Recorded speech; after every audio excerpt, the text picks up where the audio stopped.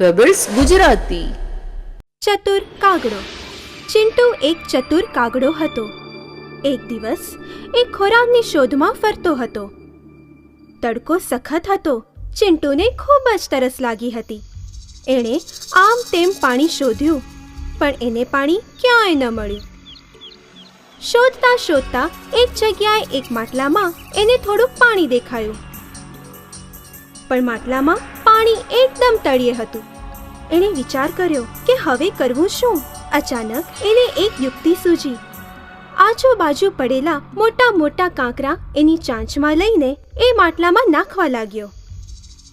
ધીમે ધીમે પાણી ઉપર આવવા લાગ્યું. ચિંટુએ એની તરસ મટાડી અને આનંદથી એ ઉડી ગયો. સહજતાથી હાર ન માનવી. શિયાળ અને દ્રાક્ષ. જેકી નામનું શિયાળ એકવાર એક દ્રાક્ષના બગીચામાં ગયો. ત્યાં એણે દ્રાક્ષના ઝુંડ લટકતા જોયા. એ રસદાર દ્રાક્ષના ઝુંડ જોઈને જેકીના મોઢામાં પાણી આવી ગયું. એણે વિચાર કર્યો, વાહ, આ દ્રાક્ષ મીઠી અને રસદાર દેખાય છે. જો એ મને ખાવા મળી જાય તો કેટલી મજા પડે. એણે કૂદકા મારી મારીને દ્રાક્ષ તોડવાનો પ્રયત્ન કર્યો, પણ ઘણો સમય પ્રયત્ન કર્યા પછી પણ દ્રાક્ષ હાથમાં ન આવી. ઉલટાનું કૂદકા મારી મારીને એનું શરીર દુખવા લાગ્યું. ત્યારે એ બોલ્યું, આ દ્રાક્ષ તો ખાટી લાગે છે. મારે નથી ખાવી એવી ખાટી દ્રાક્ષ. એટલું કહીને જેકી ત્યાંથી ચાલ્યો ગયો. જો કોઈ વસ્તુ મન પ્રમાણે ન મળે તો એનો તિરસ્કાર ન કરવો જોઈએ. સસલું અને કાચબો. એકવાર સસલા અને કાચબાએ દોડવાની હરીફાઈ રાખવાનું વિચાર્યું. જંગલના બધા પ્રાણીઓ એ હરીફાઈ જોવા ભેગા થયા. વાંદરાએ ગોળીબાર કરીને હરીફાઈની શરૂઆત કરી. સસલું ઝડપથી દોડવા લાગ્યું અને કાચબાને પાછળ મૂકીને ઘણું આગળ નીકળી ગયું. આ હરીફાઈ તો હું જીતીશ, પણ કાચબો આવે ત્યાં સુધી હું થોડોક આરામ કરી લઉં. એ લીલા નરમ ઘાસ પર સૂઈ ગયો. તરત જ એને તો મીઠી મજાની ઊંઘ આવી ગઈ. અહીંયા કાચબો ધીમે ધીમે ચાલીને સસલાને પાર કરી આગળ નીકળી ગયો. થોડીવાર પછી સસલાની ઊંઘ ઉડી અને પાછું દોડવા લાગ્યું. ત્યાં સુધી તો કાચબો એ હરીફાઈ જીતી ચૂક્યો હતો. વધારે પડતો આત્મવિશ્વાસ અસફળતા આપે છે. સિંહ અને ઉંદર. એકવાર એક જંગલમાં મિક્કી નામનો ઉંદર આમ તેમ કૂદકા મારી મારીને રમી રહ્યો હતો. રમતા રમતા અચાનક એ એક સૂતેલા સિંહ પર પડ્યો. સિંહ ક્રોધિત થઈ ઉઠ્યો. એણે એ નાનકડા ઉંદરને એના પંજામાં પકડીને મારવાની ધમકી આપી. ત્યારે ઉંદર બોલ્યો, સિંહ મહારાજ, મને ક્ષમા કરો. હું ફરીવાર તમને ક્યારેય ત્રાસ નહીં આપું. ઉલટાનું ક્યારેક સમય આવશે તો હું તમારી મદદ કરીશ. સિંહને એ નાનકડા જીવ પર દયા આવી એટલે એણે ઉંદરને છોડી દીધો અને વિચાર કર્યો, આ નાનકડો ઉંદર મારી શું મદદ કરવાનો? થોડા દિવસ પછી એ સિંહ એક શિકારીના જાળમાં ફસાયો. તરત જ મિક્કીએ પોતાના તીક્ષ્ણ દાંતો વડે એ જાળ કોતરી નાખી અને સિંહને એ જાળમાંથી મુક્ત કર્યો. મદદ કરતા સમયે નાના મોટાનો ભેદભાવ ન રાખવો જોઈએ. ચતુર ટોપીવાળો. એક દિવસ એક ટોપીવાળો એક નાનકડા ગામમાં ટોપીઓ વેચવા ગયો. તડકામાં ફરીને એ ખૂબ જ થાકી ગયો હતો. એક મોટા ઝાડ નીચે એણે એની ટોપીઓની પેટી મૂકી અને નજીક જ સૂઈ ગયો. ટોપીવાળો ભર ઊંઘમાં હતો. ત્યારે ઝાડ પરના વાંદરાઓ નીચે ઉતર્યા અને એની પેટીમાંથી રંગબેરંગી ટોપીઓ કાઢીને પોતાના માથા પર મૂકીને પાછા ઝાડ પર જઈને બેસી ગયા. થોડીવાર પછી ટોપીવાળો જાગ્યો. જોયું તો શું, પેટી ખાલી અને બધા વાંદરાઓ ઝાડ પર ટોપીઓ પહેરીને બેઠા હતા. એણે જોરથી બૂમ પાડી, અરે એ વાંદરાઓ, એ ટોપી મારી છે, મને પાછી આપી દો. વાંદરાઓ પણ ઝાડ પર બેઠા બેઠા ચીચિયારી કરવા લાગ્યા. હવે કરવું તો શું કરવું? એટલામાં એને એક યુક્તિ સૂજી. એણે પોતાના માથા પરની ટોપી ઉતારી અને જમીન પર ફેંકી. એ જોઈને બધા વાંદરાઓ પોતપોતાના માથા પરની ટોપીઓ ઉતારીને જમીન પર ફેંકવા લાગ્યા. ટોપીવાળાએ તરત જ બધી ટોપીઓ ભેગી કરી અને પેટીમાં ભરીને ખુશખુશાલ થઈ ચાલતો થયો. દરેક મુશ્કેલીમાંથી નીકળવાનો માર્ગ હોય જ છે. લોભી કૂતરો. એક શહેરમાં રોજર નામનો એક કૂતરો રહેતો હતો. એને હાડકાં ચાવવાનું ખૂબ જ ગમતું. એક દિવસ રસ્તા પર ફરતા ફરતા એની નજર એક ખૂણામાં પડેલા રસભર્યા હાડકાં પર પડી. એણે તરત જ એ હાડકું મોઢામાં પકડ્યું અને હરખાતા હરખાતા ઘરે ગયો. વિચાર્યું, ચાલો જમવાની સરસ વ્યવસ્થા થઈ ગઈ. રસ્તામાં એક પુલ આવ્યો. એ પુલ પાર કરતા સમયે એને પાણીમાં એક કૂતરો દેખાયો અને એના મોઢામાં પણ એક હાડકું હતું. રોજરના મોઢામાં પાણી આવ્યું. એ હાડકું કેવી રીતે મેળવવું એ વિચાર કરવા લાગ્યો. એણે વિચાર્યું, જોરથી ભસીને એને ભગાડી દઉં અને એનું હાડકું લઈ લઉં. જેવો રોજરે ભસવા માટે મોઢું ઉગાડ્યું, એનું હાડકું નદીમાં પડી ગયું. બિચારો રોજર અતિ લોભમાં એ ભૂલી ગયો કે પાણીમાં એ પોતાનું જ પ્રતિબિંબ જોઈ રહ્યો હતો. જે મળ્યું એમાં જ ખુશ રહો. વાંદરાનો ન્યાય. એકવાર બે બિલાડીઓને એક પાવનો ટુકડો દેખાયો. એકે તરત જ કૂદકો મારીને એ ટુકડો ઝડપી લીધો. ત્યારે બીજી બિલાડી ટુકડો આચકવાનો પ્રયત્ન કરવા લાગી. આ ટુકડો મારો છે, મેં પહેલા જોયો છે. ત્યારે બીજી બિલાડી બોલી, મેં પહેલા જોયો છે એટલે એ મારો છે. એમનો વિવાદ લાંબા સમય સુધી ચાલ્યો. એ જ સમયે એક વાંદરો ત્યાં આવ્યો. બિલાડીએ એને ન્યાય કરવા કહ્યું. વાંદરાએ એમની આખી વાત સાંભળી અને બોલ્યો, પહેલા એ ટુકડો મારી પાસે લાવો. એણે એ પાવના 2 ટુકડા કર્યા અને પોતાનું માથું ખંજવાળતા બોલ્યો, અરે, આ બંને ટુકડા એક સરખા નથી લાગતા. એક ટુકડો મોટો છે. ટુકડો સરખો કરવા માટે એણે મોટા ટુકડામાંથી થોડોક ભાગ ખાધો, પણ હવે એ ટુકડો નાનો થઈ ગયો. પછી એણે બીજા ટુકડામાંથી થોડોક ભાગ ખાધો. એમ કરતા કરતા છેવટે બંને ટુકડા નાના થઈ ગયા. એ જોઈને એ વાંદરાએ બિલાડીઓને કહ્યું, અરે, આ ટુકડાઓ તો બિલકુલ નાના થઈ ગયા. એ હું તમને કઈ રીતે આપું? અને એ બંને ટુકડા પણ ખાઈ ગયો. બિચારી બિલાડીઓને હવે સમજાયું કે આપણા વિવાદમાં કોઈ ત્રીજો લાભ ઉઠાવી ગયું. બેના વિવાદમાં ત્રીજાનો લાભ. શિયાળ અને કાગડો. એકવાર એક શિયાળને ખૂબ જ ભૂખ લાગી. એ આમ તેમ ખોરાક શોધી રહ્યું હતું. અચાનક એની નજર એક કાગડા પર પડી, જેની ચાંચમાં ભાખરીનો એક ટુકડો હતો. એણે નક્કી કર્યું કે કંઈ પણ કરીને એ ભાખરીનો ટુકડો મેળવવો જ છે. એને એક યુક્તિ સૂજી. એ કાગડા પાસે જઈને બોલ્યું, કાગડા ભાઈ, વાહ વાહ વાહ વાહ વાહ વાહ, કેવું સુંદર તમારું રૂપ છે. તમારો અવાજ પણ એટલો જ મીઠો હશે. મને એક મીઠું મધુર ગીત સંભળાવો ને. પોતાની પ્રશંસા સાંભળીને કાગડો આનંદથી ફૂલાઈ ગયો.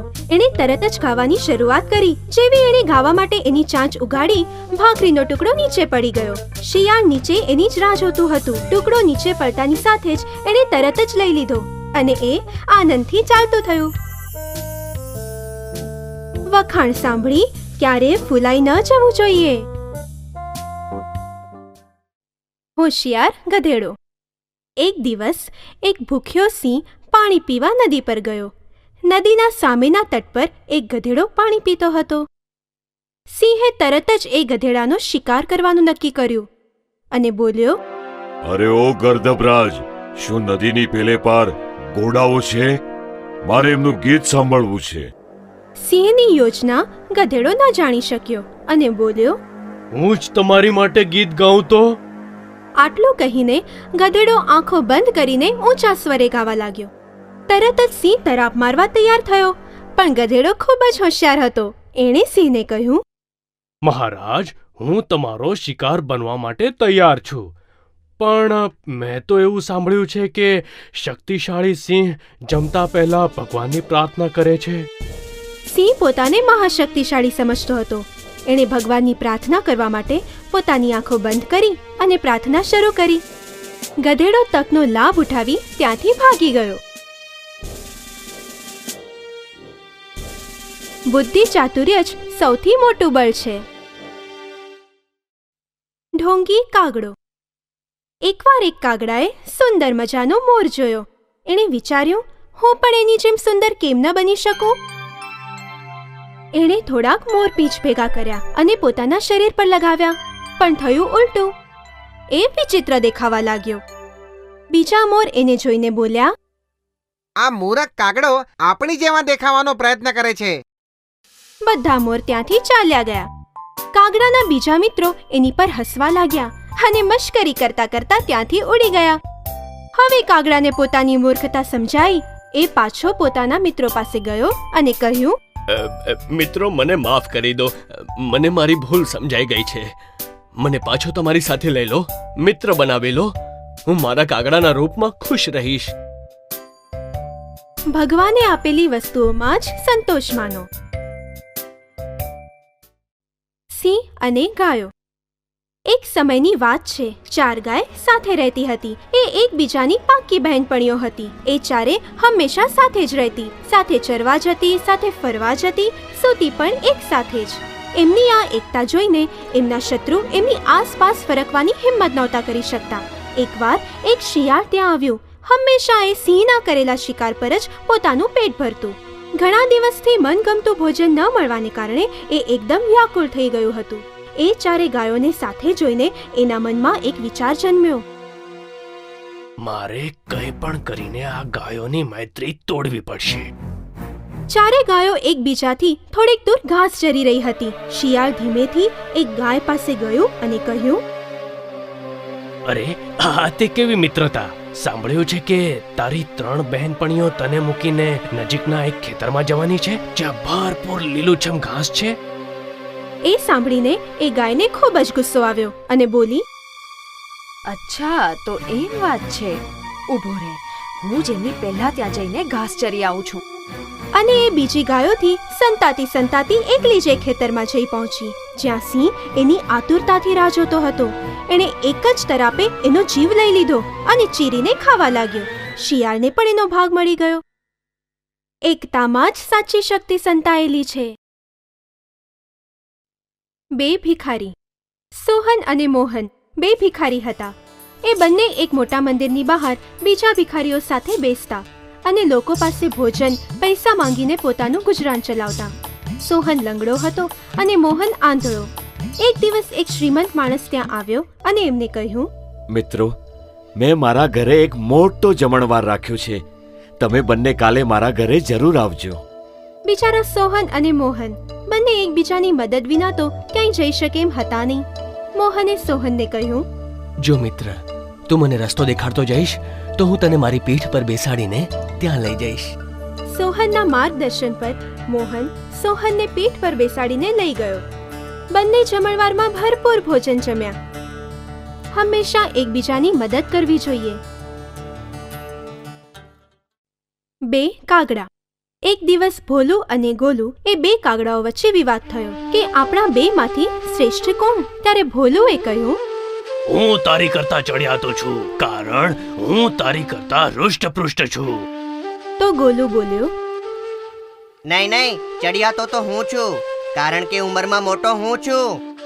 છેવટે એમણે એક સ્પર્ધા રાખી કે જે પોતાની ચાંચની અંદરની થેલીમાં સામાન ભરીને વધારે ઊંચે ઉડશે એને જ શ્રેષ્ઠ માનવામાં આવશે. ગોલું કંઈક વધુ ધૂર્ત હતો. એણે ધીમેથી પોતાની થેલીમાં કપાસ ભરી લીધો અને ભોલુની થેલીમાં માત્ર મીઠાના ગાંગડા ભરવામાં આવ્યા. બંને ઉડવાનું શરૂ કર્યું.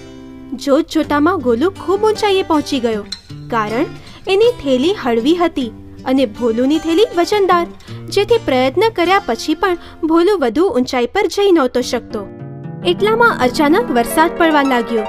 ગોલુની થેલીની અંદરનો કપાસ પાણીમાં પલળવાના કારણે વજનદાર થઈ ગયો અને ભોલુની થેલીમાંનું મીઠું પાણીમાં ઓગળીને વહી ગયું. હવે ભોલુની થેલી એકદમ હળવી થઈ ગઈ.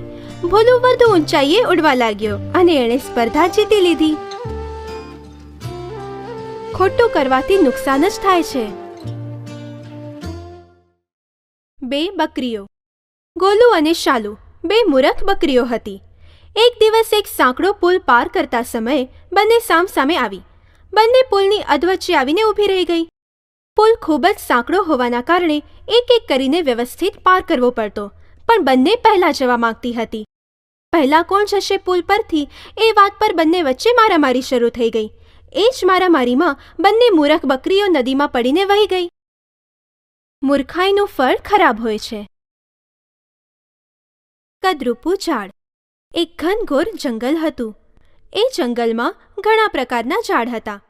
આંબો, વડ, પીપળો, સાગ, અશોક આવા અનેક મોટા ઝાડ હતા. એમાંથી ફક્ત એક ઝાડનું થડ વાંકું ચૂકું અને કદરૂપું હતું.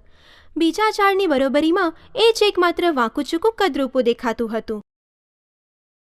બધા ઝાડ એને કદરૂપું કહીને ચીડવતા, ત્યારે એ બિચારું હંમેશા એ જ કહેતું, હે ઈશ્વર, તે મને આટલું કદરૂપું શું કામ બનાવ્યું? હું બીજા ઝાડ જેવું સીધું કેમ નથી? એક દિવસે જંગલમાં એક કઠિયારો આવ્યો. કદરૂપા ઝાડ પાસે આવ્યો અને બોલ્યો, છે છે છે છે છે છે છે આ ત્રાસુ ઝાડ શું કામનું? એની કરતાં હું બીજું ઝાડ કાપું છું. એણે એ ત્રાસુ ઝાડ છોડીને બાકીના બધા ઝાડ કાપી નાખ્યા. હવે માત્ર એ જ એક ઝાડ વધ્યું. એને વિચાર આવ્યો, પરમેશ્વર જે પણ કરે છે એ સારા માટે જ કરે છે. મારી કદરૂપતાના કારણે આજે મારો જીવ બચ્યો છે.